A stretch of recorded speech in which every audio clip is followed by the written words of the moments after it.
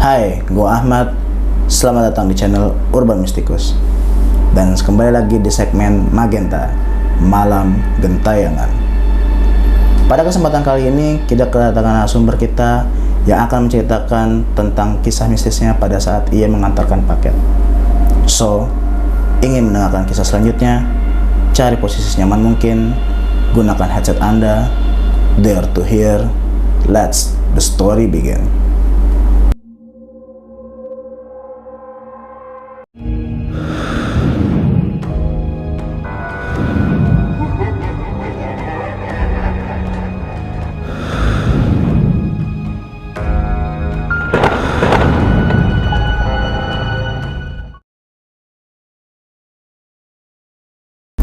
Oke, kali ini kita sudah kedatangan narasumber kita. Langsung saja kita kenalan dengan narasumber kita. Assalamualaikum, Bang. Waalaikumsalam, Bang. Dengan siapa? Bang Andre, Bang. Bang Andre. Oke, Bang. Ini kita mau cerita apa nih, Bang, pada hari ini? Ini sebenarnya cerita bukan dari saya, Bang. Oke. Ini cerita dari teman saya yang namanya Doni. Waktu dia kerja itu di salah satu pengantaran paket atau delivery gitu, Bang. Oke. Tepatnya itu di daerah Bogor, Tlaga Kahuripan sana, desanya itu Cihoe. Oke, tahan dulu Bang ya ceritanya. Bagi teman-teman yang belum subscribe ke channel Urban Mythicus, kalian bisa klik tombol subscribe, nyalain lonceng notifikasinya biar nggak ketinggalan cerita-cerita horor dari kami. Dan jangan lupa kalau jika kalian punya cerita-cerita horor dan menarik untuk kita angkat, kalian bisa kirim di email kami urbanmythicus.ch@gmail.com atau ditulis di kolom komentar, atau kalian bisa DM ke Instagram kami di @urbanmythicus. Oke Bang, lanjut ceritain pengalaman mistis teman abang tuh Bang. Awalnya gini, Bang.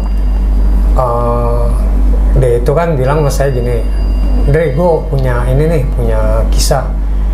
Gue ngalamin sendiri, dia bilang begitu, waktu gue delivery di daerah Bogor. Kalau misalkan lo bisa ngangkat ceritanya nih, itu kan, wah, ini pengalaman gue yang mungkin gue nggak lupain juga. Oke. Gitu, gue nggak bisa cerita aja, kali lu bisa cerita gitu. Ya udah coba diceritain sama dia gitu. Wah, gue bilang menarik juga nih cerita gitu. Ya udah, akhirnya karena gue dipanggil ke Urban nih, ya mau nggak mau cerita bukan datang dari gue tapi dari teman gue itu namanya Doni. Siap. Awalnya gini Bang, waktu pas dia kerja di Bogor itu biasanya itu kan kalau barang atau pengantaran di Bogor itu malam sore shift 2 itu jam 5 biasanya. Nah tapi pada saat itu kondisi waktu saat itu hujan deras Bang. Hujan deras mengakibatkan itu mungkin macet atau banjir gitu kan. Jadi barang dari hub itu atau gudang pusatnya itu untuk datang ke base campnya beliau atau shuttle-nya beliau itu telat Bang. Jadi sampai base camp dia sampai shuttle dia itu jam 7:30. Okay. Jadi keterlambatannya itu kurang lebih sekitar 2,5 jam. Nah setelah mobil datang, mobil van gitu, mobil pickup yang buat pickup barang, tapi ini khusus bukan buat pickup, ini buat pengantaran ke kurir gitu. Setelah barang datang, dikeluarin dari mobil, ya kan, kita bagi per wilayah nih, gitu. Misalkan wilayah A sana, B sana, C sini, D sini, gitu. Jadi setiap masing-masing itu akan nyebar nantinya. Nah, setelah barang dikeluarin, dibagi-bagi ke kurir masing-masing, menyebarlah ke wilayah masing-masing. Pada saat itu teman saya Doni mulai pengantaran itu aman-aman aja, nggak ada masalah gitu. Nah tapi begitu dia sampai masuk ke satu daerah di Kahuripan situ, dekat desanya itu bukan desa, dibilang itu Situ Cilala. Mungkin kalau orang Bogor tahu nih, terutama daerah Kahuripan ada namanya ada namanya danau atau situ, namanya Situ Cilala. Okay. Nah karena di Bogor habis hujan deras gitu. Nah jadi jalanan itu sedikit sepi gitu. Ya maklum lah Bang, kalau di Bogor itu nggak kayak di Jakarta ataupun Tangerang ataupun di ya daerah-daerah yang ramai lah. Jadi kalau misalkan di Bogor itu kalau habis hujannya sepi. Nah begitu beliau habis pengantaran ke 1, ke 2, ke 3, berikutnya yang keempat dia jalan lewat situ Cilala gitu. Dia naik motor, kiri kanan sepi, nggak ada orang gitu. Nah penerangan masih dari jauh-jauh kelihatan lampu. Tapi untuk khusus di sebelah kiri kanan danau, maksudnya di sekitaran danau tetap nggak ada lampu. Ya penerangannya dengan lampu motor itu aja. Dan motor yang teman saya pakai itu Doni juga motor gigi, bukan motor matic bang. Oke.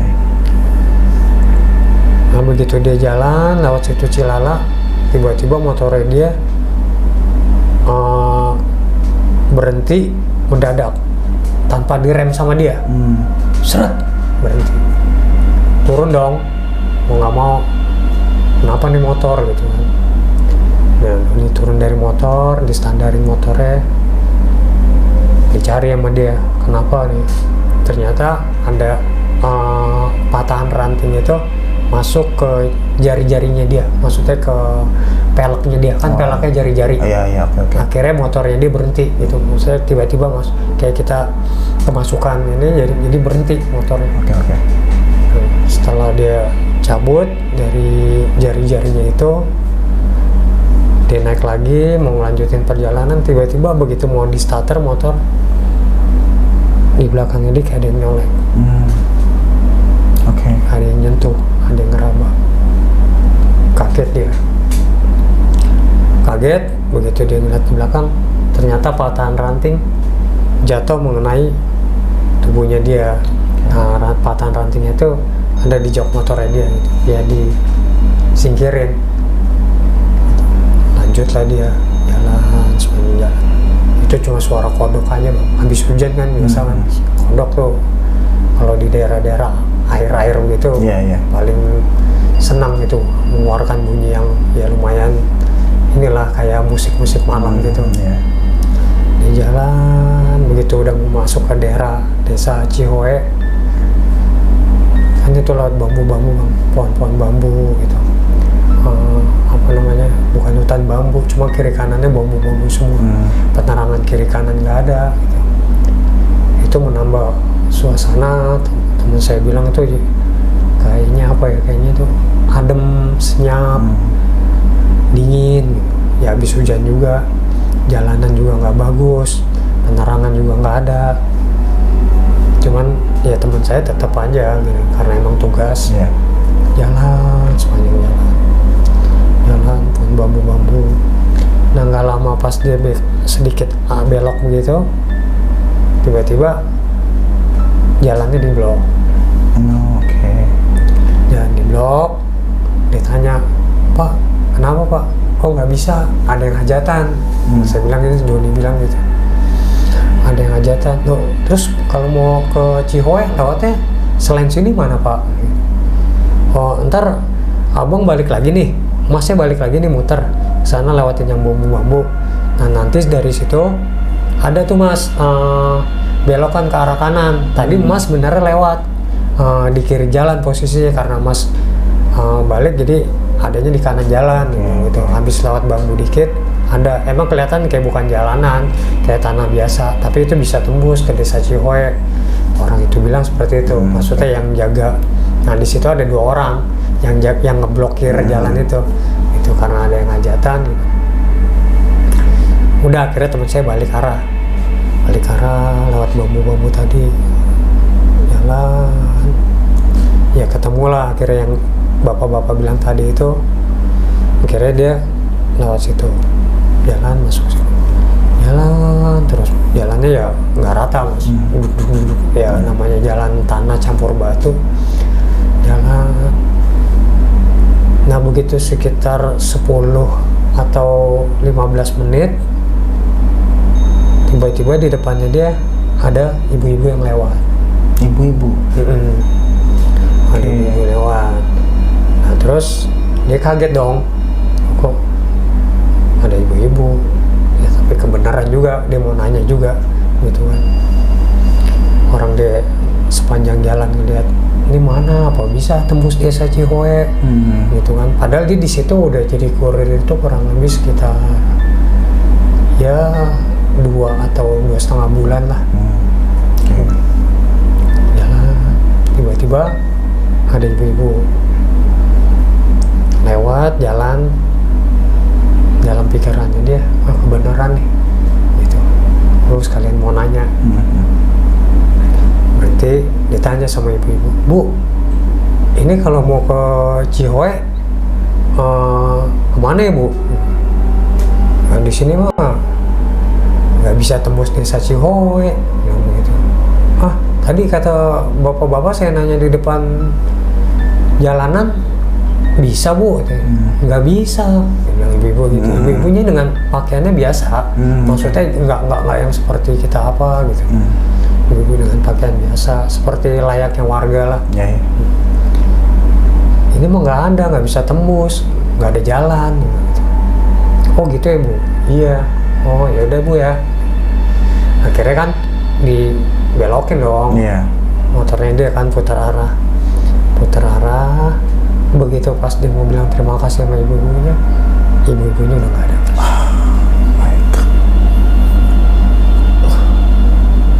Kaget, luar biasa. Di pikirannya dia yang ada, wah, ini nggak benar nih, ini nggak benar. Udah, akhirnya tuh motor dibalikin dengan penerangan cuma lampu depannya aja. Dia jalan juga nggak bisa ngebut. Begitu pas dia jalan, kesorot semuanya tuh kan nyebar lampu. Iya. Itu patok kiri kanan kuburan semua. Wah, jir. Tapi dari awal dia nggak sadar tuh ya kalau ada patok di kanan kirinya waktu pas dari awal. Enggak. Waktu dia jalan itu seperti biasa aja Mas, tanah lapang gitu aja. Oke. Tanah lapang, ketemu ibu-ibu, ditanya sama teman saya Doni itu. Begitu pas teman saya mau ngucapin terima kasih, ibu-ibunya udah nggak ada. Dia balik arah naik motor, ternyata kuburan semua. Itu kesorot sama lampu kuburan, patok kuburan semua. Gila. Teman saya mau ngebut juga nggak bisa, akhirnya jatuh. Slip bannya jatuh, dia bangun. Itu sebenarnya dia takut Mas, takutnya minta ampun di situ. Dipaksain sama dia sebenarnya mau ninggalin motor gitu, mau lari aja gitu, tapi karena ada paket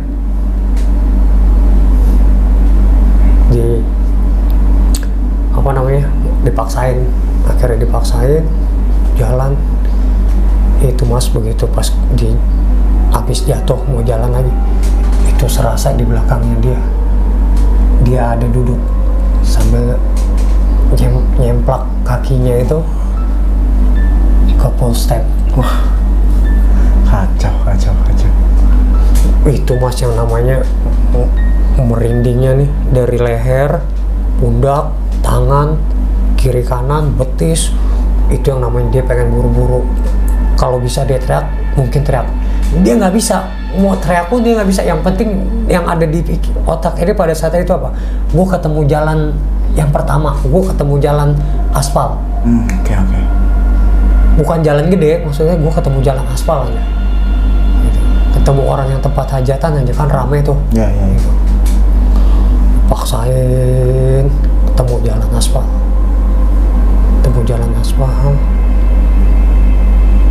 Itu masih berada di belakang serasa.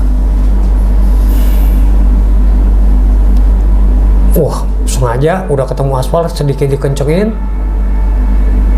Ternyata begitu pas sampai yang titik dia waktu pas di jalan blokir itu nggak ada orang yang hajatan. Wah, gokil, gila. Nggak ada yang waktu pertama kali dia datang, mau nganter, itu dia ingat masih tempatnya di mana. Waktu pas dia jalan di blokir itu nggak boleh lewat situ, dia masih ingat karena kan belum lama, hitungannya belum jam, masih kurang lebih sekitar ya 40 menit lah dari yang pas 15 menit balik lagi untuk ke situ lagi, kurang lebih makan waktu di sekitar situ 40 menit, belum sampai yang berjam-jam. Nggak kebayang sih. Nah, tiba-tiba dia dengan paniknya ingin nyari tempat keramaian, siapa tahu di situ jadi tenang, bisa ketemu orang. Ternyata nggak ada yang hajatan. Akhirnya dia terus naikin, itu berasa tambah berat lagi mas. Pas di lewat situ, pas yang bambu-bambu itu, terasa makin berat lagi.